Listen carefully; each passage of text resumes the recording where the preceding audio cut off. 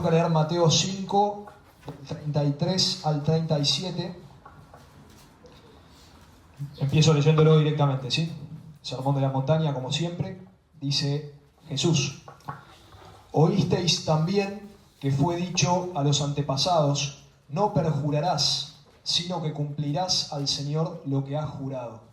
¿Sí? A los antepasados se dijo: no perjurarás, no jurarás en falso, sino que cumplirás al Señor lo que has jurado. Pero yo os digo que no juréis de ningún modo, ni por el cielo, porque es el trono de Dios, ni por la tierra, porque es el escabel de sus pies, ni por Jerusalén, porque es la ciudad del gran rey. Ni jures tampoco por tu cabeza, porque eres incapaz de hacer blanco o negro uno solo de tus cabellos. Diréis solamente sí, sí, no, no. Todo lo que exceda esto viene del maligno. Bien, hasta acá la palabra del Señor. Entonces tenemos, por un lado, el Antiguo Testamento que nos dice: cuando jures, hacelo de esta manera. Es decir, estaba permitido el juramento bajo ciertas condiciones, que ahora vamos a ver cuáles son. Y por otro lado está nuestro Señor Jesucristo, que dice: no juren de ninguna manera. ¿Por qué? Porque tu palabra tiene que ser sí, sí, no, no. Lo que sea además viene del maligno. El Señor nos llama a una integridad total, en el plano de la palabra y en el plano del ser. ¿Sí? Nos llama a ser unos, indivisos, a no tener divisiones interiores.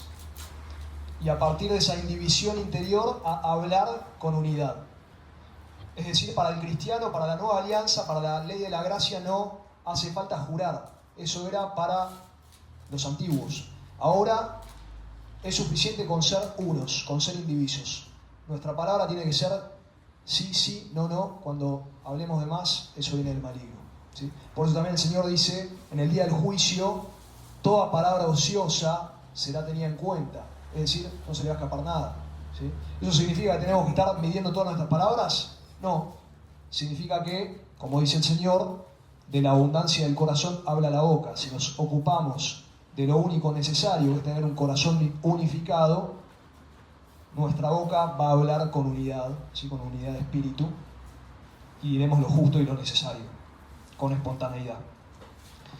Veamos primero entonces el tema del juramento en el Antiguo Testamento, luego lo que dice nuestro Señor. Vamos a ver algunos comentarios de los padres de la Iglesia, vamos a ver qué dice Santo Tomás, y después vamos a pasar al tema de la unidad espiritual, que va a ser la segunda parte de la charla y la parte central, ¿sí? El tema de la unidad interior, ¿sí? Y para eso vamos a seguir a San Bernardo, doctor de la Iglesia. Tenemos la misma palabra de Cristo ya nos dice: a los antepasados se les dijo: no juren en falso, sino que cumplirán al Señor lo que han jurado. O sea, que antiguamente, la antigua alianza, se permitía jurar, incluso jurar por Dios. Esto puede ser llamativo porque estamos acostumbrados a pensar que nunca se puede jurar. Bueno, no era así en el principio. En la antigua alianza se podía jurar bajo ciertas condiciones. Ahora vamos a ver cuáles son. Tenemos, por ejemplo, Jeremías 4, versículo 2, dice: si juras, vive Yahvé, en verdad y con rectitud y con justicia, serán bendecidas en él las naciones y en él se gloriarán. Es decir, no solo no está prohibido jurar, sino que hay promesas vinculadas, promesas de bendición vinculadas al santo juramento, en el nombre de Dios. Si juras, vive Dios, vive Yahvé, en verdad y con rectitud y con justicia, serán bendecidas en él las naciones y en él se gloriarán. Acá están las tres condiciones que después los padres van a decir son las necesarias para que un juramento sea legítimo. Tiene que ser un juramento con verdad, con rectitud y con justicia.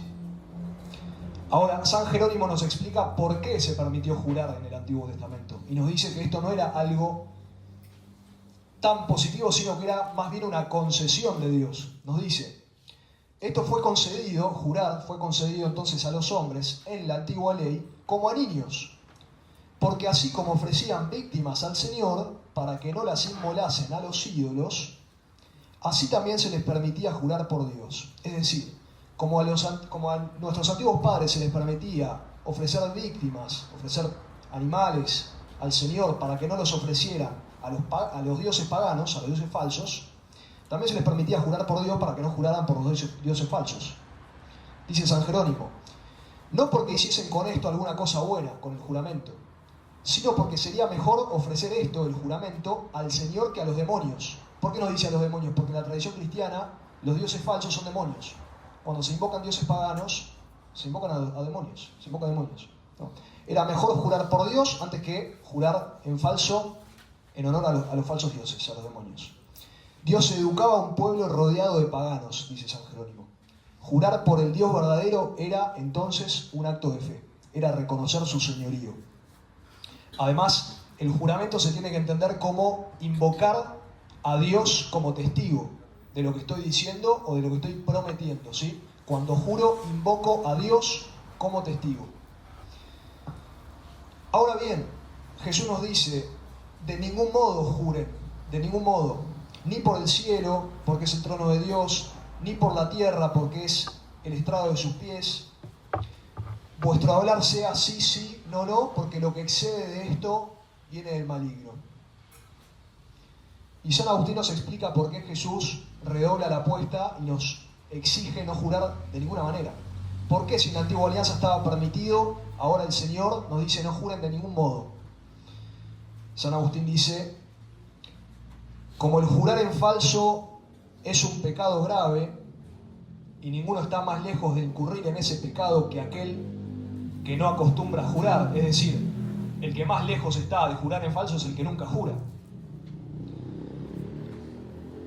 Quiso el Señor que no jurando no nos separásemos de la verdad, más bien que jurando lo verdadero nos expusiésemos al juramento falso.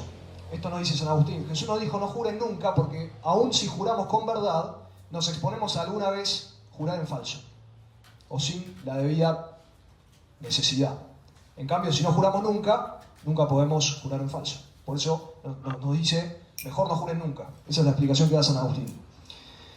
Pero si te ves obligado a jurar, dice San Agustín, si te ves obligado a jurar, o sea, si hay una grave necesidad, sabe que esto proviene de la necesidad que nace de la maldad de aquellos a quienes deseas persuadir de algo. Acá hay una primera condición para el juramento santo, que es jurar para intentar convencer a alguien de una verdad que no está dispuesto a aceptar por ignorancia, por error, por mala fe, etc. O sea, podemos invocar el nombre de Dios en honor a una verdad para persuadir, para evangelizar, ¿no?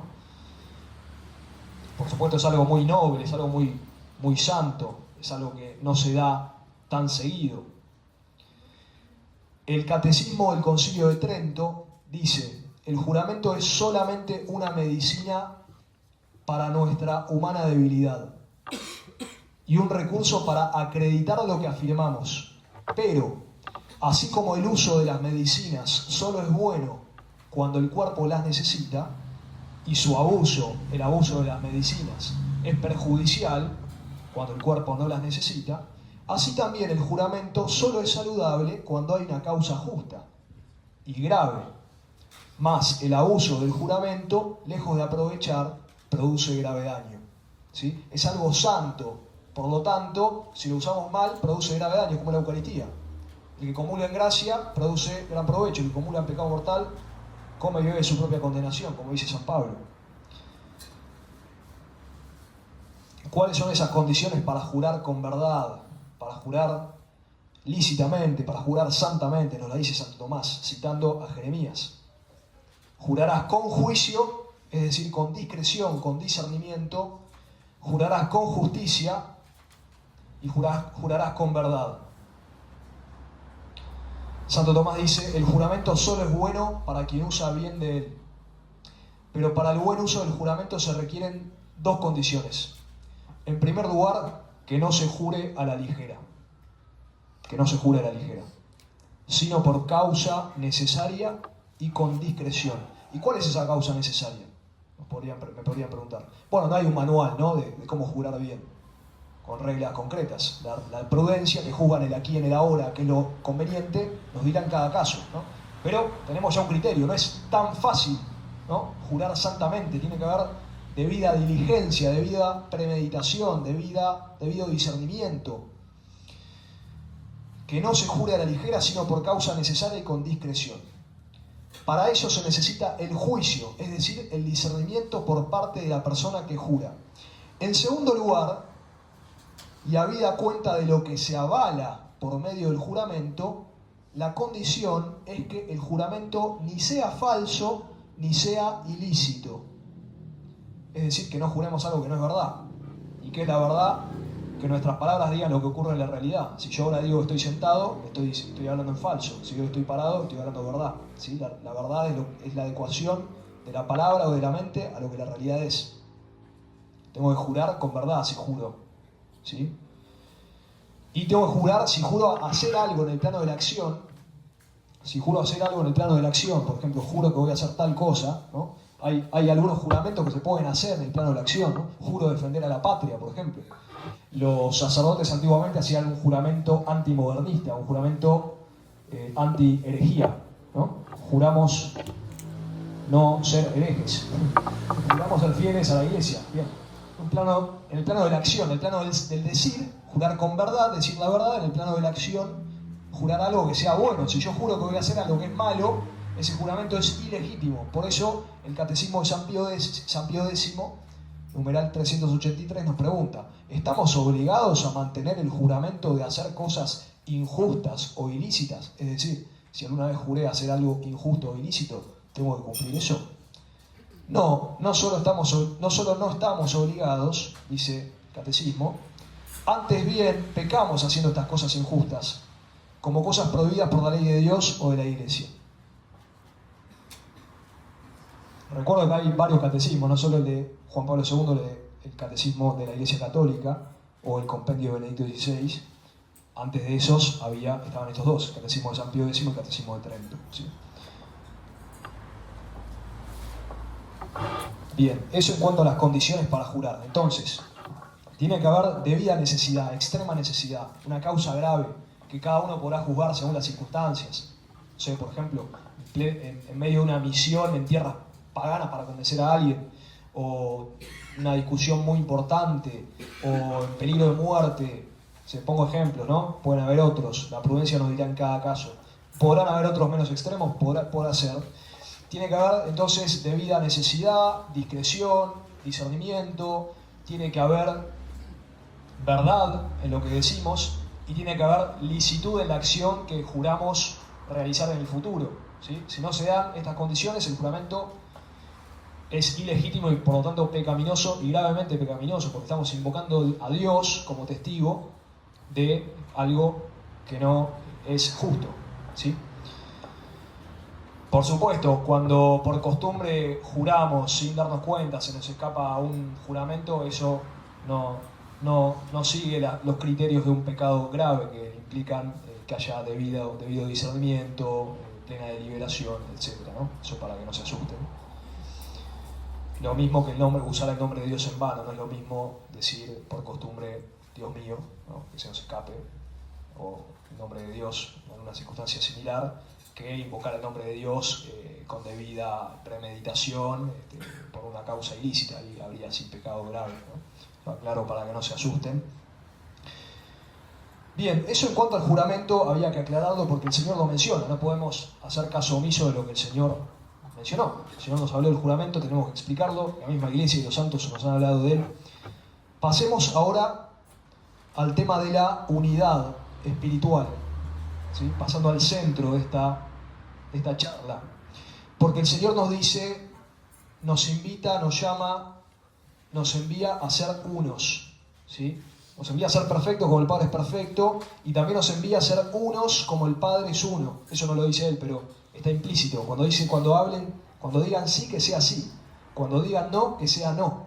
Todo lo que se dice de más viene del maligno. Eso también tiene que ver con el plano de la acción. Yo no voy a poder hablar bien, ser íntegro en la palabra, si no soy íntegro en lo profundo del corazón, con mis acciones, en lo que soy. Tengo que ser íntegro antes de hablar íntegramente. Si soy íntegro, si soy uno, si no estoy dividido interiormente, en el plano de la palabra la integridad se va a dar por naturaleza, espontáneamente. Como decía al principio, no hace falta calcular todas nuestras palabras. el que ya tiene el corazón ordenado, cuando habla espontáneamente. ¿Sí? Bien, antes de pasar a estas virtudes tan hermosas como son la unidad interior, la simplicidad de espíritu, la sencillez, la espontaneidad, la libertad de espíritu, tenemos que advertir de dos enemigos. Uno es la mentira y otro es la división interior. Sobre la mentira voy a citar a Santo Tomás de vuelta y después paso a San Bernardo. Santo Tomás nos enseña que toda mentira es pecado. Por supuesto, hay distintos grados de mentira, no todas son iguales, no todas tienen la misma gravedad, ¿sí? Hay mentiras que son en broma, mentiras que son ¿sí? para ayudar a alguien, para conseguir un bien. Hay mentiras que son más escandalosas, que son un engaño maligno, bien. Pero toda mentira es pecado, dice Santo Tomás. Guárdate de toda clase de mentiras, dice el Eclesiástico 7:14. Guárdate de toda clase de mentiras. Santo Tomás nos explica que lo que es intrínsecamente malo, lo que es naturalmente malo, no hay modo posible de que sea ni bueno ni lícito. Y él va a ubicar a la mentira, aunque incluso una mentira en broma, puede parecer extremo, pero es así, ubica la mentira en broma dentro de esta categoría, algo que es intrínsecamente malo, de modo que no está justificada. Por supuesto será una falta leve, ¿no? ¿Quién no hace una mentirilla de vez en cuando? Pero está intrínsecamente desordenada. Veamos por qué. El bien requiere el concurso de todas sus causas, o sea que la acción sea buena en todo sentido.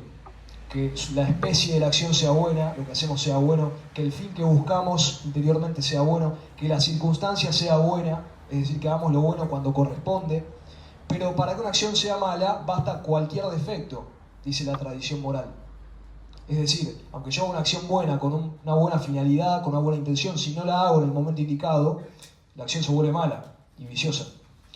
Ahora bien, dice Santo Tomás, la mentira es mala por naturaleza por ser un acto que recae sobre materia indebida. ¿Por qué? Porque las palabras, por medio de las cuales mentimos, son signos naturales de las ideas. Es decir, las palabras sirven naturalmente para significar lo que pensamos. Ahora bien, dice Santo Tomás, es antinatural e indebido decir con palabras lo que no pensamos. O decir con palabras lo que pensamos de otra manera. Es una división, es una contradicción. Por lo cual dice Aristóteles que la mentira es por sí misma mala y debe ser evitada. La verdad, en cambio, es buena y laudable. Por lo tanto, toda mentira es pecado, dice Santo Tomás. Como afirma también San Agustín en su libro Contra la mentira. Toda mentira. Y después él mismo se pregunta si la mentira en broma, la mentira jocosa que llama también es pecado. Y dice, sí, es pecado. Pues hay una anécdota donde un fraile le decía a Santo Tomás que había una vaca volando. Santo Tomás mira, se queda mirando a ver dónde estaba. Y los frailes se mataban de risa, ¿no? Y Santo Tomás le dijo, ¿de qué se ríen? Prefiero pensar que las vacas vuelan a que un fraile me está mintiendo. Bien. De todas maneras, será una broma, una mentira, ¿no? Leve, ¿no? No será materia grave, ¿no? No es lo mismo que engañar a conciencia por una causa perversa, ¿no? Vayamos al segundo enemigo, la división interior. O sea, ¿a qué voy? Tenemos que guardar la fidelidad de la palabra incluso en las cosas pequeñas. Nos dice el Señor, el que es fiel en lo poco es fiel en lo mucho. ¿Sí? Y el que empieza a ser infiel en lo poco termina desviándose gravemente en lo grave. ¿Sí? Y al que poco se le confía se le termina confiando mucho, y al que es infiel en lo poco no se le confía nada después. La división interior es el segundo enemigo.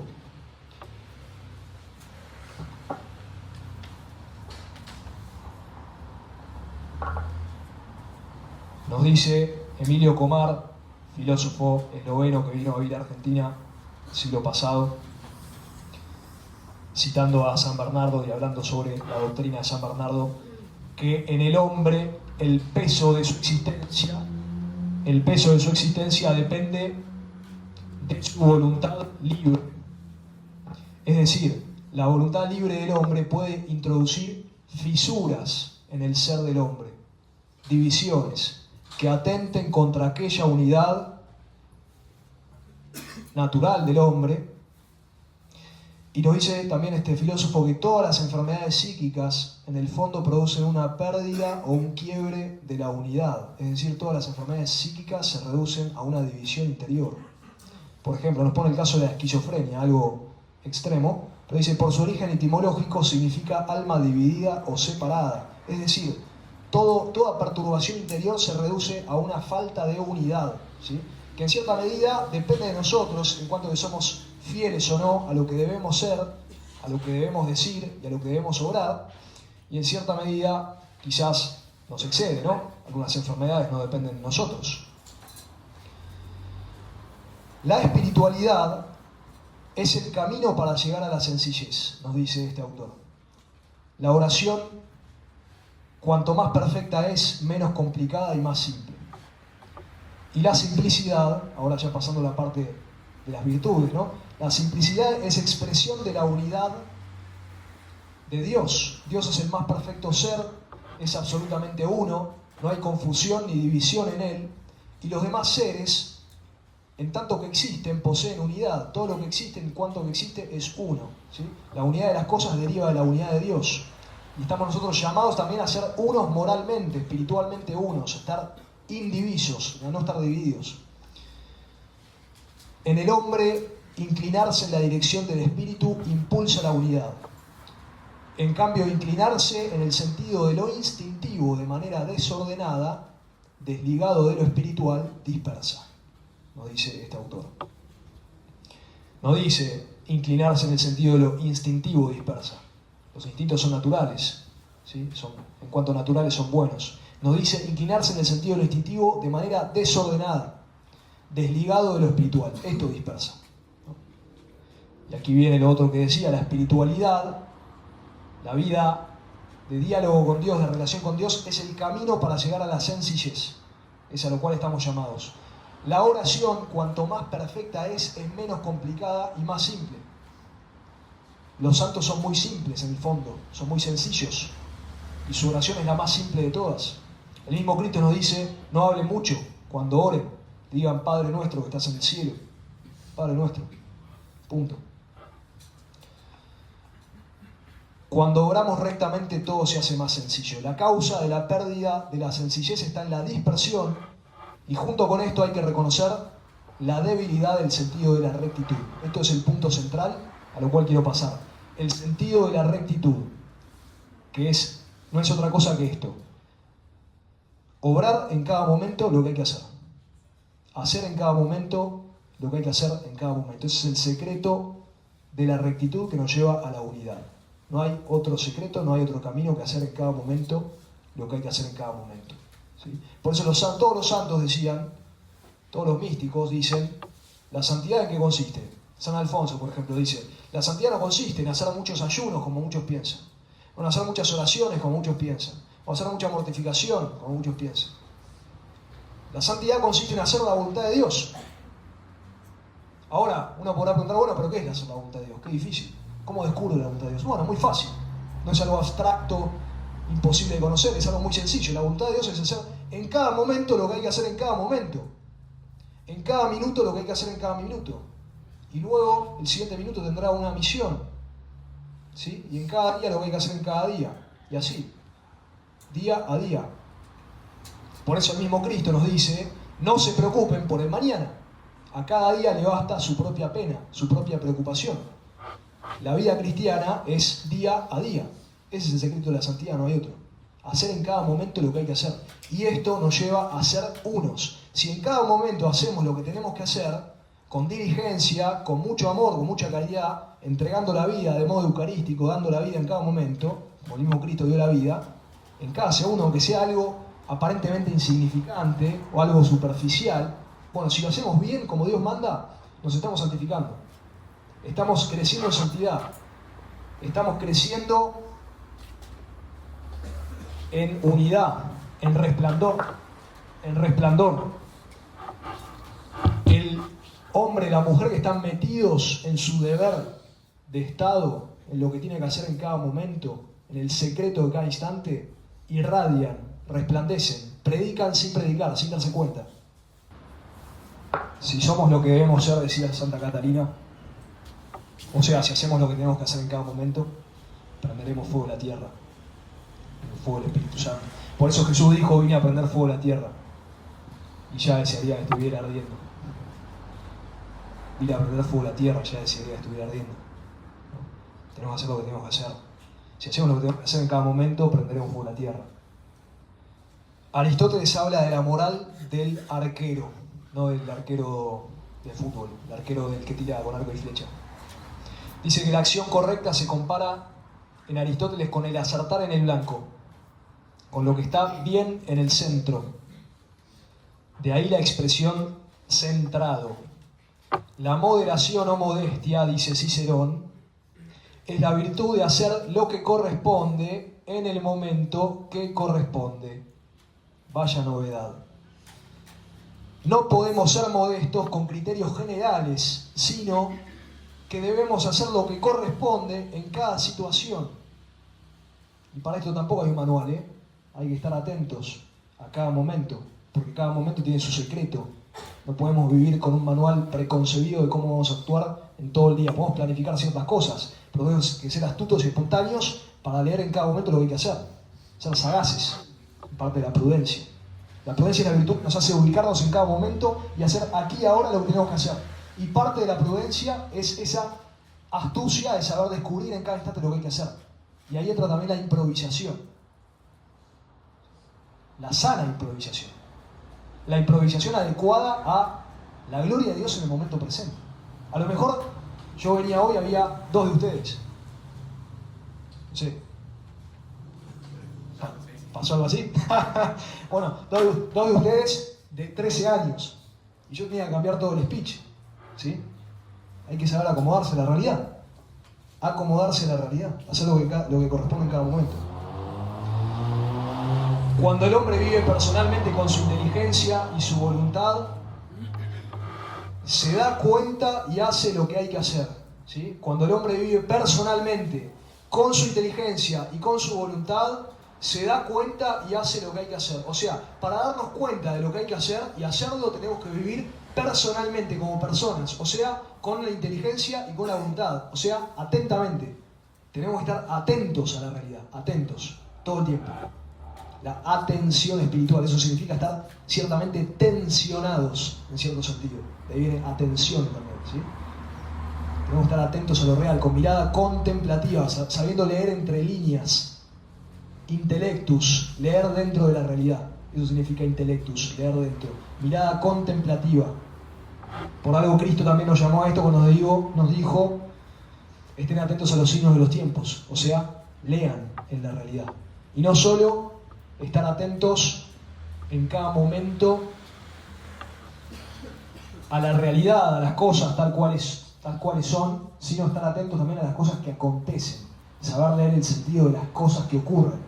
No solo de las cosas que existen, sino de las cosas que ocurren. ¿Ocurrió esto? Bendito sea Dios porque ocurrió. ¿Por qué ocurrió? Meditar sobre eso. ¿Cuál es el sentido de esto? Esta rectitud de hacer en cada momento lo que hay que hacer es fruto de una atención espiritual. Hay que estar presente, estar presentes. No vivir en el pasado, que ya no existe, y no vivir en el mañana, que tampoco existe. Vivir ahora, que es lo único que existe. Carpe diem. Aprovecha el día, el momento ahora. No hay otro momento. Y Dios no habla ayer porque ayer no existe. Dios es actualidad presente, es acto puro. Habla en el ahora. No habla mañana, mañana no existe. Dios es un eterno presente que habla en el instante presente. Por eso el instante presente es sagrado. Sagrado. Todo momento es sagrado. ¿Por qué? ¿Por qué tenemos que esperar a mañana a las 2 de la tarde para emocionarnos porque juega Argentina? Y tener adrenalina porque va a jugar Messi y quizás que vamos a comer una picada. ¿Por qué hay que esperar a mañana a las 2 de la tarde? Y después de mañana, ¿qué va a pasar? Una semana más para que juegue la selección. ¿Y por qué tengo que esperar toda la semana que llegue el viernes? ¿Que Dios existe solo el viernes? ¿Dios no crea la realidad en cada segundo? ¿Acaso cada segundo no es sagrado? ¿Por qué no puedo vivir en mi vida de modo pleno en cada instante? Ahora. ahora, no pateando. El cristiano no puede jugar a patear la pelota al córner. No puede jugar a ser un escapista de la realidad. Escapamos a la realidad. No podemos pretender ser buenos cristianos, incluso cristianos piadosos, si luego escapamos a nuestro deber en el momento presente de cada día. Porque podemos cumplir todos los mandamientos, pero si escapamos al momento presente estamos escapando a la voluntad de Dios. Y sin la voluntad de Dios no nos salvamos. Entonces no podemos seguir escapando, tenemos que vivir, comprometernos con la realidad. Con tu realidad, mañana tenés que ir al colegio. Levantarte temprano, cuando suena la alarma, y no la pospongas. Y así todo. Las cruces, los dolores, todo segundo, cada segundo, cada segundo. El que no carga su cruz todos los días y me sigue no puede ser mi discípulo, dice Jesús.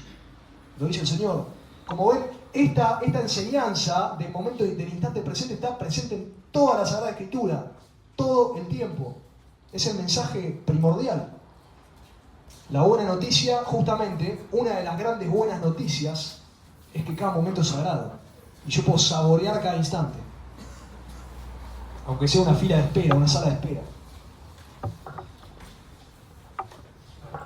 Y esto es lo que nos simplifica, lo justo, lo recto, lo que corresponde es lo que simplifica. Si encarnamos una robusta virtud de hacer lo que corresponde, logramos una vida bastante simple. No totalmente simple, eso es imposible, pero sí bastante. La complicación viene cuando no sabemos lo que corresponde o cuando sabemos lo que corresponde y no hacemos lo que corresponde. Eso es peor, porque ahí sabemos qué es lo que corresponde. Cuando no sabemos, al menos tenemos el beneficio de la duda de que no sabemos. Nos faltará en todo caso contemplación y oración. Pidámosle al Señor. ¿Cuál es tu voluntad? Los salmos rezan así. Doce me facere voluntatem tua. Enséñame a hacer tu voluntad. Y el otro salmo dice, simplex fac cor meum. Haz simple mi corazón. Haz sencillo mi corazón. Y Jesús cuando alaba a Natanael, dice, este es un hombre sin doblez. La Vulgata latina dice homo simplex, un hombre simple. Sencillo. El padre de Cosade, en su tratado sobre el abandono de la divina providencia, dice que toda la espiritualidad de los antiguos padres, patriarcas, santos del Antiguo Testamento, donde entonces no había libros de espiritualidad, no había directores espirituales, no estaba el padre Marcos para guiarnos. Toda la espiritualidad de los antiguos patriarcas consistía en hacer en cada momento lo que había que hacer, y así se santificaba. Y eso dice lo mismo, dice el padre de Cosade sobre la Santísima Virgen. En cada momento decía fiat, hágase tu voluntad, en cada momento. Pero la complicación, la división viene cuando no sabemos lo que corresponde, o cuando no hacemos lo que hay que hacer.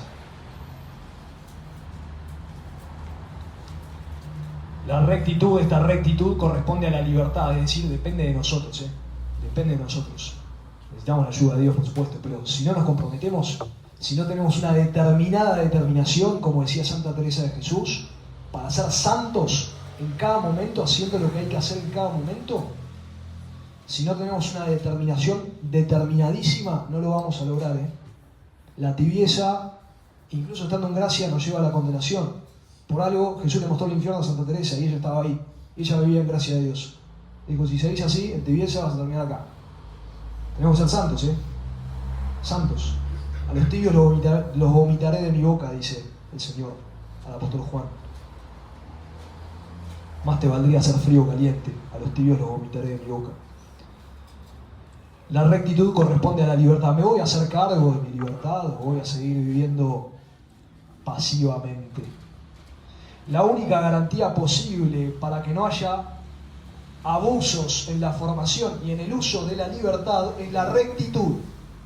En el himno del Espíritu Santo se reza al final: Señor, que iluminaste, ilustraste los corazones de los fieles con la luz del Espíritu Santo, danos gustar lo recto con el mismo Espíritu. Danos saborear lo recto. Da nobis in eodem spiritu recta sapere. Sapere es un verbo latino con sentido gustativo, que en los idiomas de origen latino se traduce por saber, de ahí viene sabiduría, de ahí viene sabio. El sabio es el que saborea constantemente cada segundo, nada se le escapa. el que le saca jugo a todos los momentos, el que no vive para el fin de semana. Ese es el sabio. No hace falta leer mucho para ser sabio, hace falta vivir anclado en el presente, comprometido con lo real. No hace falta saber mucho, ¿eh? Lo único que hay que saber es la ciencia del momento presente. Toda la mística se reduce a esto, a hacer en cada momento lo que hay que hacer, para la gloria de Dios y salvación de las almas. Primitivamente, saber se refería a un saber sabroso. No debe traducirse por saber intelectual, sino saber con gusto, con fruición, con gozo. Llegar a tener gusto por lo acertado. Llegar a tener deseo, anhelo de dar en el blanco, como decía Aristóteles, y de gozar de dar en el blanco. Y quizás si toda nuestra alegría se redujera a dar en el blanco, y estar contentos con dar en el blanco, aunque sea en cosas pequeñas, seríamos muy felices. El problema es que ponemos nuestra alegría, la causa de nuestra alegría, en cosas vanas y superfluas. Pero si nos dedicáramos a dar en el blanco, seríamos muy felices y muy eficaces también. Y uno me podrá decir, bueno, pero qué aburrida sería la vida si solo hacemos lo que tenemos que hacer. Qué aburrido, ¿no? Hacer lo que hay que hacer en cada momento, siempre lo mismo, qué aburrido. Bueno, mentira. Mentira, porque cuando uno hace lo que hay que hacer, se llena de vida, de vitalidad y de unidad espiritual. Todas las fuerzas espirituales del hombre se unifican. La inteligencia se llena de verdad, la voluntad se llena de bondad, las pasiones son gobernadas, uno empieza a resplandecer, uno se vuelve espontáneo, cada día es una novedad, cada día es una aventura nueva. Es así, ¿eh? Esta es la paradoja del momento presente. Quien se dedica a hacer lo que hay que hacer en el momento presente vive la vida más épica de todas. El que está encerrado en lo que ya pasó o lo que no pasó todavía vive perdido, agobiado. El que vive haciendo lo que hay que hacer es el hombre más épico. Épico significa, viene de epos, griego, significa lo digno de ser contado, lo digno de ser narrado, lo épico. Estamos llamados a eso, pero en la voluntad de Dios, que nos lleva a las cosas grandes. Como nos dijo el Señor, haréis cosas más grandes que yo. El tema es que tenemos miedo a ser mejores, a la santidad le tenemos miedo. Como dice el Piti en la canción de las pastillas de abuelo, temiendo ser peor, temiendo ser mejor, temiendo en fin, siempre temiendo. Y como dijo el padre Rodrigo, no teman. No temamos a ser mejores, tenemos miedo a ser santos. ¿Cómo vamos a llegar a la santidad si tenemos miedo a ser santos?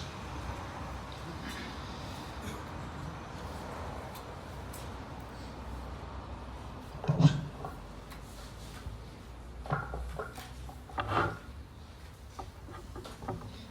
Al obrar rectamente, obramos sencillamente.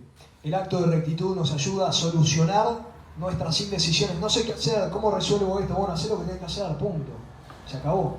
Corta la bocha. Es el mensaje del Evangelio. El corta la bocha del siglo XXI es tradicional, es bimilenario. Es el mensaje de los antiguos griegos. Por eso tenían una psicología indestructible los antiguos griegos. Eran paganos, pero tenían una psicología indestructible. Porque hacían en cada momento lo que tenían que hacer. La moral griega se reducía a sé lo que eres y conócete a ti mismo. Es decir, sé lo que eres, haz lo que debes hacer, punto. Eso es todo.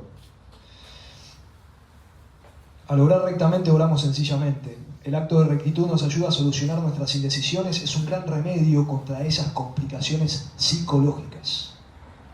Es terapéutico esto. La rectitud implica la elección, la decisión. Todo se simplifica de esta manera. Perdemos la sencillez porque nos dispersamos en 1000 detalles.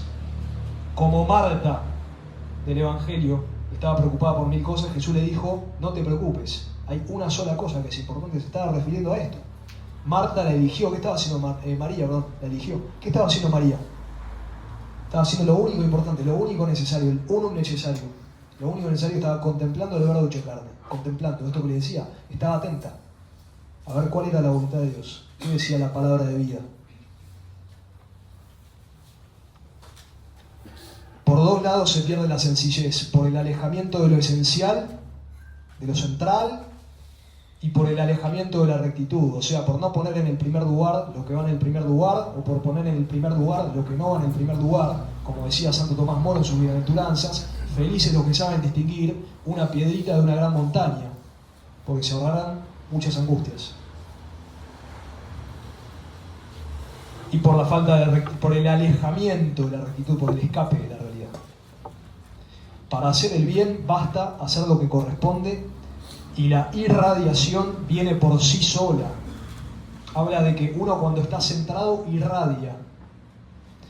Esto no solo en la vida apostólica, sino en toda la vida del espíritu. En la soledad, en el recogimiento se encuentra la mejor solución. Acá nos pone otra ayuda para encontrar esta unidad interior, que es el silencio. Uno podría decir, bueno, pero estamos en el mundo, ¿cómo hacemos bien? No hace falta irse a vivir en un monasterio. Hay algo que se llama silencio en el mundo, recogimiento en el día a día. Por eso Santa Teresa hablaba de la celda interior a la cual nadie podía llegar. Yo puedo en el medio del tren, del caos, estar en un silencio profundo, lo más íntimo del alma. Consciente, por ejemplo, de la inhabitación de que Dios habita en mí, por la gracia. Las tres divinas personas habitan en mi alma, ahora, en medio del caos. Y eso no me lo saca nadie. ¿Qué nos apartará del amor de Cristo?, nos dice San Pablo. Las tribulaciones, las angustias, nada nos apartará del amor de Cristo. Pecado mortal, quizás. O sea, por la gracia y la vida de Dios en el alma.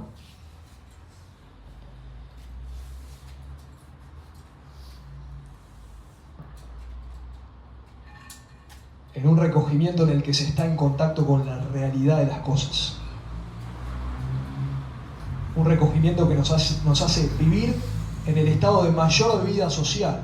Lejos de apartarnos de la sociedad, nos hace ser más sociales, más espontáneos, más santos. Además de ser expresión de la unidad, la sencillez es expresión de la identidad. Dios es idéntico a sí mismo. Los seres creados, en la medida en que son idénticos a sí mismos. Una persona que va creciendo cambia, pero nadie duda de que se trata de la misma persona. Somos idénticos al niño de hace tantos años y cuando lleguemos a ancianos seremos idénticos a lo que hoy somos. La evolución, el desarrollo, no es posible sin la identidad. A veces se toma el desarrollo como una sucesión de realidades inconexas, desconectadas. Pero para que haya cambio debe haber algo que permanece entre una fase y otra, un fondo que permanece, una sustancia. Cuanto más nos acercamos al genuino sentido espiritual, hay mayor identidad, duración y permanencia, mayor constancia. Las personas unificadas interiormente son más constantes. La inconstancia es signo de la división interior. Y esto también es un mandato evangélico. A San Pablo, en medio de sus misiones, Jesús le da un mandato que es sé constante, sé constante. La constancia es una virtud del hombre santo. La vida espiritual es la que da más coherencia a nuestra persona. El hombre de carácter es coherente consigo mismo. Esa coherencia significa mayor sencillez y es inseparable de la rectitud. Como ven, estamos hablando de un camino de purificación y de ascensión hacia una mayor unidad, hacia cada vez una mayor unidad. Un camino de crecimiento espiritual, una evolución mística, como diría el siervo de Dios Arintero, de la Orden de Predicadores. Una bendita evolución mística hacia la unidad espiritual. En la rectitud moral siempre nos encontramos a nosotros mismos. Cada buena elección nos reconcilia con nosotros mismos. Cuando elegimos, nos elegimos. En el buen sentido de la frase, no en el sentido New Age. Cuando elijo, me elijo. Pero en el sentido tradicional, sentido nuestro, sentido cristiano. Dice un autor, lo que hay que hacer es lo conveniente. Y conveniencia significa coincidencia. Cuando elijo lo que corresponde, respondo a lo que mi verdadero ser profundo busca. La rectitud es siempre simplicidad. A través de una buena elección se logra mayor unidad e identidad. No cualquier cosa es buena para nosotros, sino aquello que está de acuerdo con nuestro ser. Por eso no todo es conveniente para todos. Depende cada uno de la vocación de cada uno. Todos compartimos una esencia, todos somos hombres, pero en las posibilidades de cada ser hay un marco bien definido y personal, hay una vocación personal de cada uno. Y yo debo ser lo que estoy llamado a ser yo, no otro. Estoy llamado a ser santo a mi modo, a mi modo personal e irrepetible. Fíjense lo que dice San Bernardo. Cuando el hombre es semejante a sí mismo, y se refiere a cada persona, cuando una persona es semejante a sí misma, o sea, es lo que debe ser, es lo que está llamada a ser, es fiel a lo que es naturalmente, entonces es semejante a Dios. Y cuando es semejante a Dios, es semejante a sí misma. Cuando en cambio es de semejante a Dios, es de semejante a sí misma. Por la sencilla razón de que cada uno de nosotros no es otra cosa que un determinado, irrepetible, absolutamente original, inédito reflejo de la perfección divina. O sea, cada uno de nosotros es un determinado, irrepetible, absolutamente original, inédito reflejo de la perfección divina. Y en la medida que yo sea fiel a esa perfección divina puesta en mí, a esa imagen y semejanza de Dios puesta en mí y no puesta en nadie más que en mí, a mi modo, en esa medida voy a ser más resplandor de la divina perfección. Voy a resplandecer más. Y voy a ser, como dice Jesús, luz del mundo y sal de la tierra.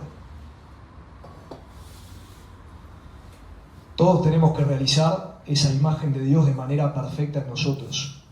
Pero cuanto más coincidamos con nosotros mismos y cuanto más eliminemos las grietas profundas de nuestro ser, más nos asemejamos a Dios. Y esto no es de un día para el otro, de un segundo para el otro. Podemos corregir grandes grietas o grandes desviaciones con decisiones radicales, sí, pero el camino es de toda la vida, ¿no? Es la evolución mística del día a día.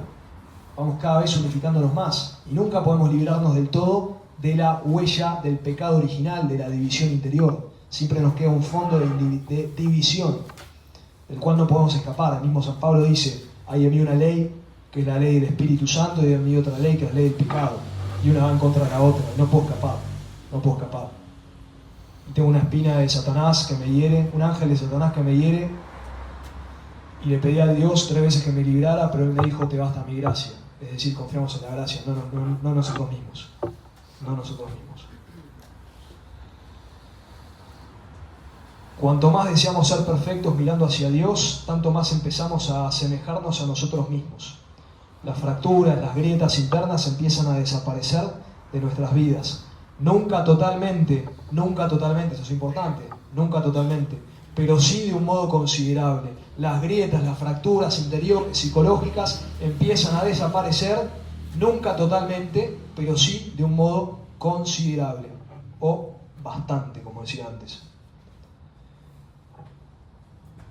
Cada buena elección es un reencuentro consigo mismo. Todo esfuerzo moral lleva a una vida sencilla, a mayor unidad. De esta manera el hombre se reencuentra consigo mismo, se hace más semejante al Padre que está en los cielos y hace suya la plegaria del Salmo 86. Señor mío, unifica mi corazón.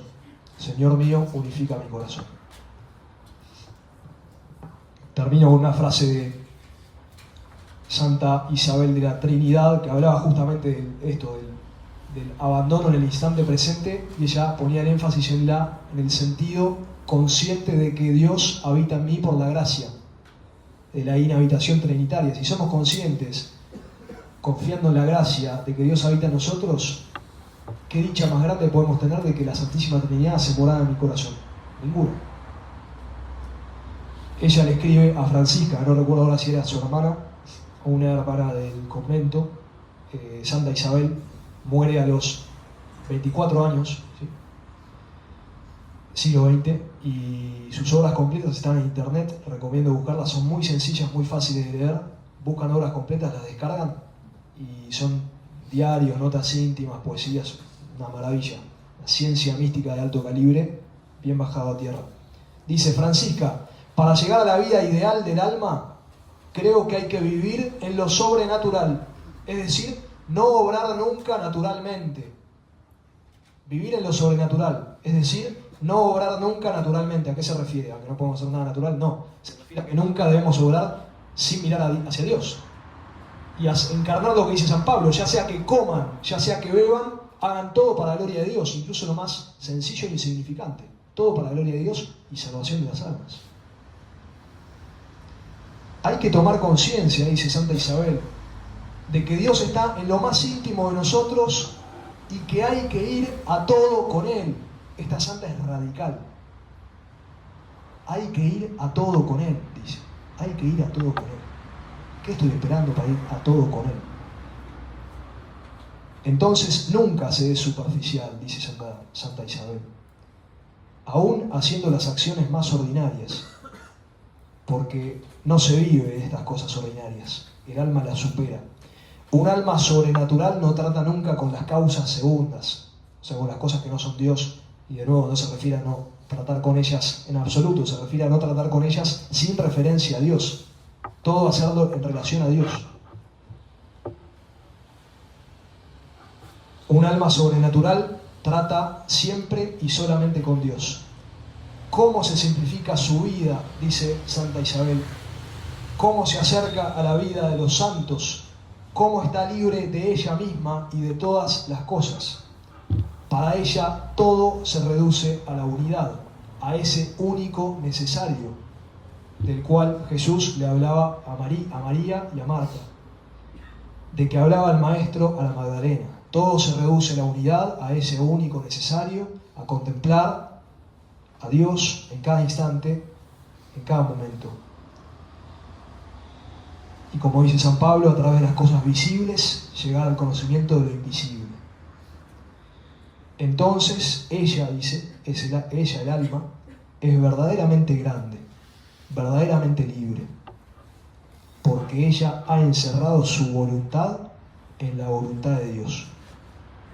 Esto está en un pequeño tratadito que escribe que se llama La grandeza de nuestra vocación. Cierro con las palabras de Jesús. Oísteis también que fue dicho a los antepasados: no perjurarás, sino que cumplirás al Señor lo que has jurado. Mas yo os digo que no juréis de ningún modo, ni por el cielo, porque es el trono de Dios, ni por la tierra, porque es el escabel de sus pies, ni por Jerusalén, porque es la ciudad del gran rey, ni jures tampoco por tu cabeza, porque eres incapaz de hacer blanco o negro uno solo de tus cabellos. Diréis solamente sí, sí, no, no. Todo lo que excede a esto viene del maligno. Recemos el Padre Nuestro, que es la oración que el Señor nos enseñó para ser unos. Nos dijo: cuando oren, no hagan como los fariseos que dicen muchas cosas. Y fíjense el Padre Nuestro: hágase tu voluntad, dice. Es decir, cúmplase ahora tu voluntad, en la tierra como en el cielo. Danos hoy nuestro pan de cada día, ¿no? En cada día danos hoy lo que necesitamos, día a día. Todo este mensaje está encerrado en el Padre Nuestro. En el nombre del Padre, del Hijo y del Espíritu Santo. Amén. Padre nuestro que estás en el cielo, santificado sea tu nombre. Venga a nosotros tu reino. Hágase tu voluntad en la tierra como en el cielo. Danos hoy nuestro pan de cada día. Perdona nuestras ofensas, como también nosotros perdonamos a los que nos ofenden. No nos dejes caer en la tentación y líbranos del mal. María Santísima, ruega por nosotros.